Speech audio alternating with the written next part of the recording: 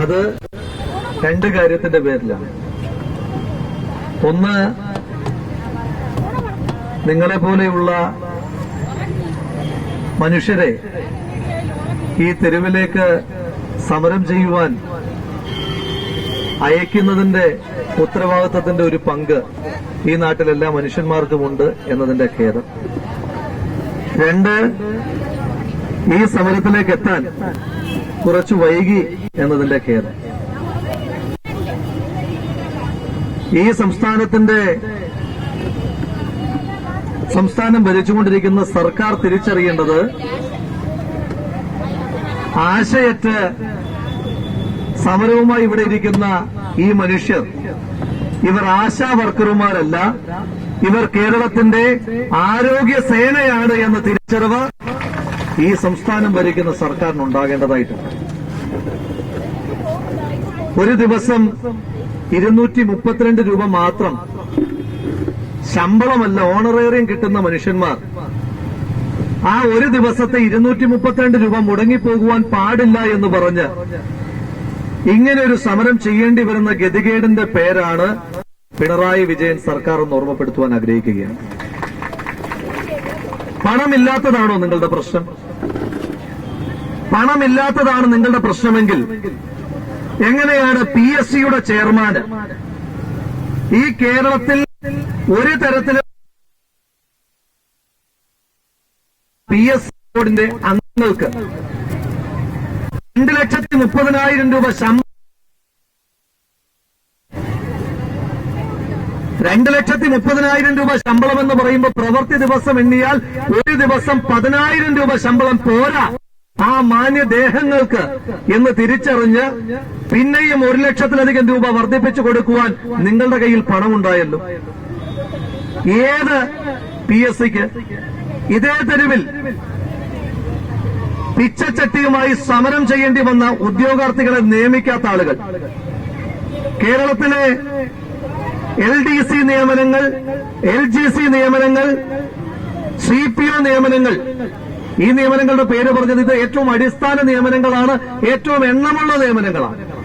ഈ നിയമനങ്ങൾ പോലും നടത്തുവാൻ വിമുഖത കാണിക്കുന്ന ആളുകൾക്ക് ദിവസം 10,000 രൂപ ശമ്പളം പോരാ എന്ന് തിരിച്ചറിഞ്ഞ് അവർക്ക് പിന്നെയും ദിവസം 5,000-ഓളം രൂപ ശമ്പള വർധനവ് കൊടുക്കുവാൻ തയ്യാറാകുന്ന സർക്കാരിന് ഈ ആശാ വർക്കർമാർക്ക് കൊടുക്കുവാൻ പണമില്ലേ?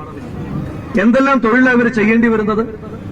നമ്മുടെ നാട്ടിൽ ഏതെങ്കിലും ഒരു സ്ത്രീ ഗർഭിണിയായാൽ ആ സ്ത്രീയുടെ തൂക്കമെടുക്കാൻ പോകേണ്ടത് ഈ മനുഷ്യരല്ലേ?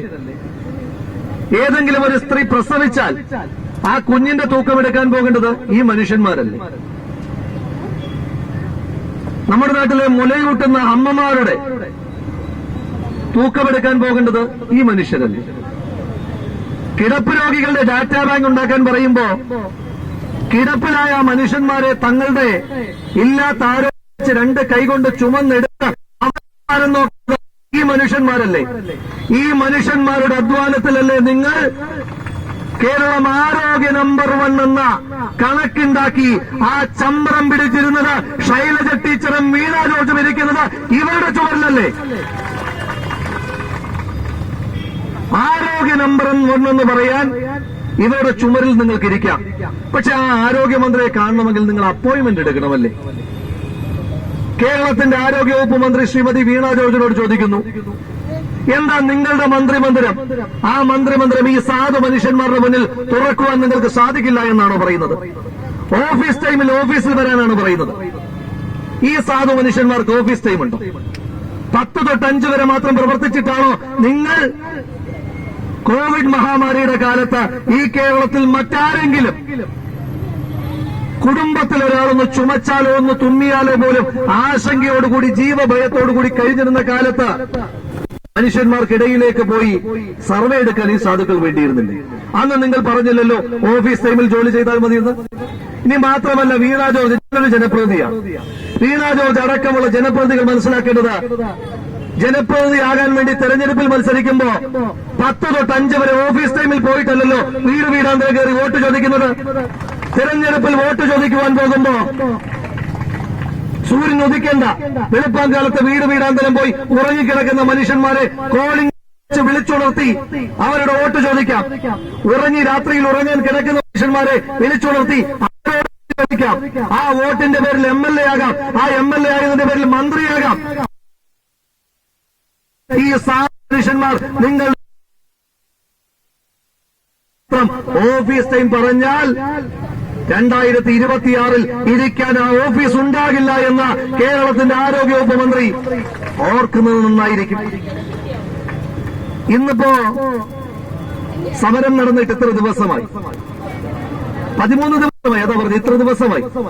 ഈ 13 ദിവസത്തിനിടയിൽ ഒരിക്കലെങ്കിലും കേരളത്തിന്റെ മുഖ്യമന്ത്രിക്ക് ഇവരെ ഒന്ന് കാണാൻ സമയമില്ല, ഇവരെ ഒന്ന് കേൾക്കാൻ സമയമില്ല. ഈ ആരോഗ്യ പ്രവർത്തകരെ കാണാൻ കേരളത്തിന്റെ ആരോഗ്യവകുപ്പ് മന്ത്രിക്ക് സമയമില്ല. നിങ്ങളുടെ ചുമരിലിരുന്നുകൊണ്ട് അമേരിക്കയിൽ പോയി പിഞ്ഞാണം സർട്ടിഫിക്കറ്റ് വാങ്ങിച്ചുകൊണ്ട് വരാൻ ഒരു മടിയുമില്ലാതിരുന്ന കേരളത്തിന്റെ മുൻ ആരോഗ്യവകുപ്പ് മന്ത്രി ശ്രീമതി KK ശൈലജയ്ക്ക് ഇപ്പോൾ നിങ്ങളെ കാണണ്ടേ? ഇവരുടെ ചുമരിൽ നിന്നല്ലേ നിങ്ങൾക്ക് ഏതൊക്കെയായിരുന്നു ന്യൂയോർക്ക് ടൈംസോ ഏതൊക്കെയോ മാധ്യമങ്ങൾ, അന്താരാഷ്ട്ര ജേർണലുകൾ കേരളത്തെ പറ്റി വാഴ്ത്തി എഴുതുകയാണെന്നല്ലേ പറഞ്ഞത്? അമേരിക്കയിൽ നിന്ന് വരെ ആളുകൾ എന്നെ വിളിച്ചു എന്നല്ലേ കേരളത്തിന്റെ മുൻ ആരോഗ്യവകുപ്പ് മന്ത്രി ശ്രീമതി ശൈലജ ടീച്ചർ പറഞ്ഞത്? ശ്രീമതി ശൈലജ ടീച്ചറോട് പറയുവാൻ ആഗ്രഹിക്കുന്നു, അമേരിക്കയിൽ നിന്ന് നിങ്ങളെ ആരെങ്കിലും വിളിച്ചിട്ടുണ്ട് എങ്കിൽ ആ പറഞ്ഞത് സത്യമാണെങ്കിൽ അതിന്റെ കാരണക്കാരാണ് ഈ പൊരിവെയിലത്തിരുന്ന് കഞ്ഞി കുടിക്കുന്നത്. അവരുടെ കഞ്ഞിയിൽ ശ്രീ പിണറായി വിജയൻ മണ്ണിടാൻ ശ്രമിക്കുമ്പോ, മണ്ണ് വാരിയിടാൻ ശ്രമിക്കുമ്പോ അരുതെന്ന് പറയാനുള്ള പ്രതികരണ ശേഷിയെങ്കിലും ശ്രീമതി KK ശൈലജ എന്ന കേരളത്തിന്റെ മുൻ ആരോഗ്യവകുപ്പ് മന്ത്രി കാണിക്കണം. നിങ്ങളന്ന് കാട്ടിയ കരുതലത്രയും ഞങ്ങൾ ആക്ഷേപിക്കുന്നത് പോലെ, ആരോപിക്കുന്നത് പോലെ PR വാഴ്ത്തിപ്പാടൽ മാത്രമാണെന്ന് ഇവരും പറയുന്ന ദിവസം വിദൂരമല്ല. ഇപ്പോ കേരളത്തിന്റെ മുഖ്യമന്ത്രി ശതകോടീശ്വരന്മാരെ വെച്ചിട്ട് ഗ്ലോബൽ എന്ത് മീറ്റ്, അന്താരാഷ്ട്ര നിക്ഷേപക മീറ്റ് നടത്തുകയല്ലേ? നല്ല കാര്യമാണ്.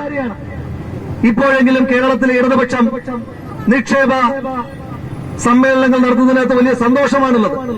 ഞങ്ങൾ 2003 Shriman AK Antony global investor meet നടത്തിയപ്പോ അതിനെതിരെ സമരം ചെയ്ത ആളുകൾ 2025 ആണ്ടിൽ 22 വർഷം കഴിഞ്ഞിട്ട് അതേ പരിപാടി നടത്തുന്നു. സന്തോഷം. ആ പരിപാടി നടത്തുന്ന ഹയാത്ത് നിങ്ങൾ സമരം ചെയ്ത് ഇവിടെ ഈ സ്ഥാപനം പാടില്ല എന്ന് പറഞ്ഞ് സമരം ചെയ്ത് അതേ ഹയാത്തിൽ നിങ്ങൾ ആഗോള നിക്ഷേപ സംഗമം നടത്തുന്നു. സന്തോഷം. ആ നിക്ഷേപകരെ നിങ്ങൾ കേൾക്ക്, അവരുടെ നിക്ഷേപം കേരളത്തിലേക്ക് കൊണ്ടുപോവാ. അവരെ കാണാൻ കൊച്ചിയിലേക്ക് പറന്ന കേരളത്തിന്റെ മുഖ്യമന്ത്രി ഇവിടെ നിന്ന് 1 കിലോമീറ്റർ അങ്ങോട്ട് മാറിയാൽ അങ്ങ് താമസിക്കുന്ന കേന്ദ്രത്തിന്റെ അങ്ങിരിക്കുന്ന 100 മീറ്റർ പുറമുള്ള ഈ സമരപ്പന്തലിൽ, അങ്ങയുടെ ഓഫീസ് സ്ഥിതി ചെയ്യുന്നതിന് 100 മീറ്റർ മാത്രം ഇപ്പുറമുള്ള ഈ സമരപ്പന്തലിൽ പന്തൽ പോലുമില്ലാതെ ഈ പൊരിവെയിലെത്തി മനുഷ്യന്മാർ സമരം ചെയ്യുമ്പോ ആഗോള വ്യവസായികളെ കാണുന്നതോടൊപ്പം തന്നെ ഈ ആരോഗ്യ സേനയെ കൂടി കാണുവാൻ കേരളത്തിന്റെ മുഖ്യമന്ത്രിയുടെ മനസ്സനുവദിക്കുന്നില്ല എങ്കിൽ മനസ്സാക്ഷി മരിച്ചുപോയ മനുഷ്യനാണ് പിണറായി എന്ന് കേരളം പറയും. ആരോഗ്യമന്ത്രി അങ്ങ് ഇവിടെ വരണം, ഇവരെ കാണണം, ഇവരെ കേൾക്കണം. നിങ്ങൾക്ക് വേണ്ടി പണിയെടുക്കുന്ന സാധു മനുഷ്യന്മാരാണ്. ഇപ്പോഴും പണി അവസാനിക്കുന്നില്ലല്ലോ. 7x24 നിങ്ങളുടെ പണിസമയമാണോ? അല്ല, അതിനപ്പുറമാണ്. ഇപ്പോ പുതിയൊരു ഡേറ്റ സ്വീകരിക്കാൻ ആവശ്യപ്പെട്ടിരിക്കുകയാണ്. എന്താ? മന്ത് രോഗികളുടെ. കേരളം മന്തിനെതിരായി പോരാടുമ്പോ ആശാവർക്കർമാർ വേണം. കേരളം കോവിഡിനെതിരായി പോരാടുമ്പോ ആശാവർക്കർമാർ വേണം. കേരളം പോളിയോയ്ക്കെതിരെ പോരാടുമ്പോ ആശാവർക്കർമാർ വേണം. ആ ആശാവർക്കർമാർ പോരാടുമ്പോ നിങ്ങൾക്ക് ഇവരെ വേണ്ട എന്ന് പറയുന്നത് ഇരട്ടത്താപ്പാട് ശ്രീ പിണറായി വിജയൻ. അതുകൊണ്ട് ഇനിയെങ്കിലും ഈ ഫോൾസ് ഈഗോ വിട്ടിട്ട് കേരളത്തിന്റെ ആരോഗ്യവകുപ്പ് മന്ത്രി അങ്ങ് ജനാധിപത്യ ആരോഗ്യത്തിന് നേരിടുന്ന കടുത്ത വൈറസാണ് ശ്രീമതി വീണ ജോർജ്. അതുകൊണ്ടാണ് ഈ സാധു മനുഷ്യന്മാരുടെ മുന്നിൽ നിങ്ങളുടെ വാതിൽ കൊട്ടിയടക്കപ്പെട്ടത്. അങ്ങിനിയെങ്കിലും ഇവിടെ ഒന്ന് വരണം. മന്ത്രിമാർ ഇവിടെ വരണം, MLA മാർ ഇവിടെ വരണം. ഈ സമരത്തോട് ഐക്യപ്പെടണം. 232 രൂപ മാത്രം, 232 രൂപ മാത്രം കിട്ടുന്ന മനുഷ്യന്മാർ 1 കിലോ അരിക്ക് 50 രൂപയുള്ള നാട്ടിൽ, 1 ലിറ്റർ പെട്രോളിന് 106 രൂപയുള്ള നാട്ടിൽ 232 രൂപ മാത്രം ശമ്പളം കിട്ടുക എന്ന് പറഞ്ഞാൽ രാവിലെ തൊട്ട് വൈകുന്നേരം വരെ ഒരു കൂന്താലിയെടുത്ത് കിളയ്ക്കാൻ പോയാൽ 900 രൂപ കിട്ടുന്ന നാട്ടിലാണ് ഈ സാധു മനുഷ്യന്മാർക്ക് 232 രൂപ മാത്രം കിട്ടുന്നത് എന്ന് പറയുന്ന ആ ദുരവസ്ഥയ്ക്ക് മാറ്റം ഉണ്ടാകണം. നിങ്ങൾ എന്താ പറയുന്നത്? എന്താ ഇപ്പൊ കാരണം പറഞ്ഞുകൊണ്ടിരിക്കുന്നത്? നാണമില്ലേ ചാനൽ ചർച്ചകളിൽ നിങ്ങൾക്ക് വന്നിരുന്നിട്ട് ഇതിനെ ന്യായീകരിക്കാൻ? നിങ്ങൾ എന്താ പറയുന്നത്? കേന്ദ്രം അതിന്റെ വിഹിതം തന്നിട്ടില്ല എന്ന്. കേന്ദ്രം വിഹിതം തന്നിട്ടില്ല എങ്കിൽ നിങ്ങൾ ഈ വിഹിതം കൊടുക്കുക, നമുക്ക് ഒരുമിച്ച് കേന്ദ്രത്തിനെതിരെ സമരം ചെയ്യാം. ഇനി കേന്ദ്രത്തിന്റെ വിഹിതം തരാൻ നമ്മുടെ തോമസ് മാഷിന് കഴിവില്ല. തോമസ് മാഷിന് ശമ്പളം കൂട്ടിക്കൊടുത്തല്ലോ, ശമ്പളമല്ലല്ലോ, യാത്രാബത്ത കൂട്ടിക്കൊടുത്തു. 5 ലക്ഷം രൂപ യാത്രാബത്ത ഉണ്ടായിരുന്ന ആൾക്ക് യാത്ര വല്ലാതെ കൂടുതലാണ്, അതുകൊണ്ട് 6 ലക്ഷം രൂപ കൂടെ കൂട്ടിക്കൊടുത്തു. 11 ലക്ഷമാക്കി. 30 ലക്ഷം രൂപ ഒരു വർഷം ശമ്പളമല്ലാതെ കിട്ടുന്നുണ്ട്. ആ തോമസ് മാഷിന് സമ്പത്തിന്റെ ആനുകൂല്യം കിട്ടുന്നുള്ളൂ എന്നാണ് തോമസ് മാഷ് പറഞ്ഞത്. ആ സമ്പത്ത് കേരളത്തിന്റെ പൊതുസമ്പത്തിന് നാശമുണ്ടാക്കിയതല്ലാതെ കേരളത്തിന് ഒരു മെച്ചവും സമ്പത്തുണ്ടാക്കിയിട്ടില്ല. ആ സമ്പത്തിന് ശേഷം വന്ന തോമസ് മാഷ് എന്താ പറഞ്ഞത്? കേരളത്തിന്റെ പ്രത്യേക പ്രതിനിധി ഇപ്പോഴും കൊടുത്തല്ലോ 6 ലക്ഷം രൂപ കൂട്ടി. ആ പ്രത്യേക പ്രതിനിധിക്ക് കഴിവില്ലേ കേന്ദ്രത്തിന്റെ കയ്യിൽ നിന്ന് ആ 54 കോടി രൂപ വാങ്ങിയെടുക്കാൻ? കേന്ദ്രത്തിന്റെ കയ്യിൽ നിന്ന് ഒരു 54 കോടി രൂപ പോലും വാങ്ങിയെടുക്കാൻ കഴിവില്ലാത്തയാൾക്ക് 5 ലക്ഷം രൂപ വീതം വീണ്ടും നിങ്ങളുടെ യാത്രാബത്ത വർദ്ധിപ്പിച്ചു കൊടുക്കുന്നുണ്ട് എങ്കിൽ ആ 5 ലക്ഷം രൂപ ചില്ലറ മാറി വഞ്ചിയിലിട്ടാൽ ഇതിനേക്കാൾ പ്രയോജനമുണ്ടാകുമെന്ന് ഈ സർക്കാർ തിരിച്ചറിയേണ്ടതായിട്ടുണ്ട്. അതുകൊണ്ട് നിങ്ങളുടെ കയ്യിൽ പണമില്ലാത്തിട്ടല്ല, 54 കോടി രൂപ മതിയല്ലേ ഈ ആളുകൾക്ക് കിട്ടാൻ? ഓണറേറിയമാണെങ്കിൽ അതിന്റെ കുടിശ്ശിക 3 മാസത്തെ കിട്ടാൻ 54 കോടി രൂപ മതി. നിങ്ങളിപ്പോൾ വാങ്ങിക്കൂട്ടിയല്ലോ 100 പുതിയ വാഹനങ്ങൾ. ആ 100 വാഹനങ്ങളുടെ പണം വേണ്ട സർക്കാരെ ഈ സാധു മനുഷ്യന്മാർക്ക്, ഇവർക്ക് വീട്ടിൽ പോകാനായിട്ട്? ഓണറേറിയം അതെന്ത് വ്യവസ്ഥയാണ്? 24 മണിക്കൂറും 7 ദിവസവും 365 ദിവസവും ജോലി ചെയ്യേണ്ടുന്ന മനുഷ്യന്മാർ. ആ മനുഷ്യന്മാർക്ക് ഓണറേറിയം എന്ന് പറയുന്ന ആ വാക്കുള്ളത് കൊണ്ടല്ലേ ശ്രീമതി വീണ ജോർജും ശ്രീ KN ബാലഗോപാലുമൊക്കെ ഈ പുച്ഛത്തോടെയും പരിഹാസത്തോടെയും ഈ സമരത്തെ തള്ളിപ്പറയുന്നത്. ശ്രീമതി വീണ ജോർജ് ഇന്നലെ അവരുടെ പ്രസ്താവന ഞങ്ങൾ വായിച്ചു. ശ്രീമതി വീണ ജോർജ്, നിങ്ങൾ തിരിച്ചറിയണം, നിങ്ങളുടെ വീട്ടിലെ റബ്ബർ തോട്ടത്തിലെ റബ്ബർ ഷീറ്റ് വിറ്റിട്ടുള്ള പണമല്ല ഈ സാധു മനുഷ്യന്മാർ ചോദിക്കുന്നത്. ഇവർ ചോദിക്കുന്നത് ഇവർ കഷ്ടപ്പെട്ട് ജോലിയെടുത്തതിന്റെ ശമ്പളമാണ്. ആ ശമ്പളം ഓണറേറിയം എന്ന പേര് മാറ്റി അവർക്ക് അടിസ്ഥാന ശമ്പളം എന്ന് പറയുന്ന അവകാശം എടുക്കുവാൻ ഈ സംസ്ഥാന സർക്കാർ തയ്യാറാകാത്ത പക്ഷം ആ കൃത്യമായ ശമ്പളത്തിനകത്ത് ചോദിക്കുന്ന കൂലി പോലും 700 രൂപ മാത്രമാണ് ചോദിക്കുന്നത്. ഡിമാൻഡ് ചെയ്യുന്നത് പോലും കുറവാണ് എന്ന പക്ഷക്കാരനാണ് ഞാൻ. അതാണ് ഞാൻ നേരത്തെ പറഞ്ഞത്.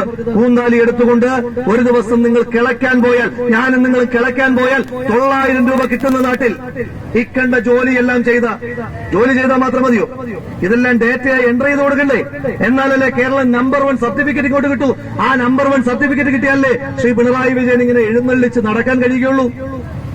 അത് നടത്തണമെങ്കിൽ ആ ജോലി ചെയ്യുന്ന ഈ സാധു മനുഷ്യന്മാർക്ക് 700 രൂപ എന്ന് പറയുന്ന നമ്മുടെ നാട്ടിലെ കൂലിപ്പണിക്കാർക്ക് കിട്ടുന്ന തുകയേക്കാൾ 200 രൂപ കുറച്ച് മാത്രം ആവശ്യപ്പെടുന്ന ഈ സാധു മനുഷ്യന്മാർക്ക് 21,000 രൂപ ഓണറേറിയം എന്ന വാക്ക് മാറ്റി ശമ്പളമാക്കാത്ത പക്ഷം ബംഗാൾ സർക്കാർ ചെയ്യുന്ന നല്ല മാതൃക. ബംഗാൾ സർക്കാരിന്റെ എല്ലാ കാര്യത്തിലും എനിക്ക് യോജിപ്പൊന്നുമില്ല. പക്ഷേ ആശാ വർക്കർമാർ വിരമിച്ചാൽ പറയുന്നത് പൊക്കോളാന് പറയുന്നത് ടാറ്റ ബൈ ബൈ, തീർന്നു. ഇത്ര കാലം ജോലി ചെയ്തതിന്റെ ഒരു മെച്ചവുമില്ല. ബംഗാളിലെ സർക്കാർ ആ പിരിഞ്ഞു പോകുന്ന ആളുകൾക്ക് 5 ലക്ഷം രൂപ വീതം കൊടുക്കുന്നു. ഈ രാജ്യത്തെ എല്ലാ സർക്കാരും അത് മാതൃകയാക്കണം. ഒരു കാര്യം പറയാം, ബംഗാളിൽ നിന്ന് ജനം അവിടുത്തെ പിണറായി വിജയനെ കല്ലെറിഞ്ഞോടിച്ചതുകൊണ്ട് മാത്രമാണ് അവിടുത്തെ ആശാ വർക്കർമാർക്ക് ഈ 5 ലക്ഷം ഇപ്പോൾ കിട്ടിക്കൊണ്ടിരിക്കുന്നത്. അതുകൊണ്ട് കേരളത്തിന്റെ മുഖ്യമന്ത്രി ശ്രീ പിണറായി വിജയനോട്, കേരളത്തിന്റെ ആരോഗ്യവകുപ്പ് മന്ത്രി ശ്രീമതി വീണ ജോർജിനോട്, കേരളത്തിന്റെ ധനകാര്യ വകുപ്പ് മന്ത്രി ശ്രീ KN ബാലഗോപാലിനോട് പറയാനായിട്ടുള്ളത്, ഈ എരിപൊരിയാണി വെയിലത്ത് ഇവിടെ ഇരുന്ന് കഷ്ടപ്പെട്ട് സമരം ചെയ്ത ഈ സമരത്തിന്റെ ഇടവേളയിൽ ഭക്ഷണം കഴിക്കുവാൻ വേണ്ടി ഇവിടെ അടുപ്പ് കൂട്ടി ഈ കഞ്ഞി കുടിക്കുന്ന ഈ സാധു മനുഷ്യന്മാരുടെ ഈ കഞ്ഞിയിൽ മണ്ണ് വാരിയിടുന്ന നിങ്ങളുടെ സമീപനത്തെ അവസാനിപ്പിക്കേണ്ടതായിട്ടുണ്ട്. നിങ്ങളുടെ ധൂർത്തിനും ധാരാളിത്തത്തിനും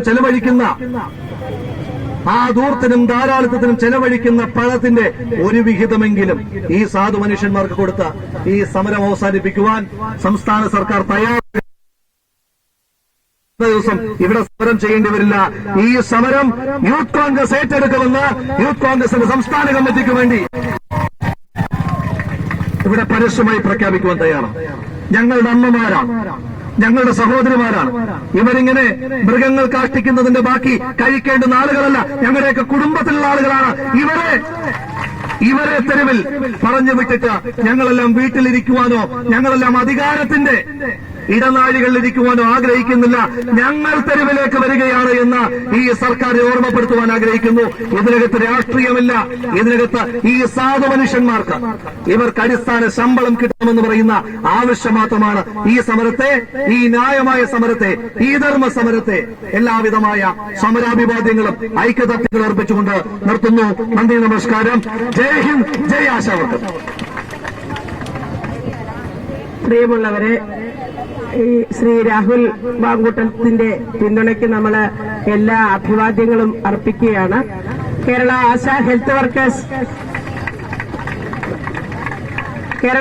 ഹെൽത്ത് വർക്കേഴ്സ് അസോസിയേഷൻ എന്ന് പറയുന്ന കഴിഞ്ഞ 2013 മുതൽ ഇവിടെ രജിസ്റ്റർ ചെയ്ത് പ്രവർത്തിച്ചുകൊണ്ടിരിക്കുന്ന സംഘടനയുടെ നേതൃത്വത്തിലാണ്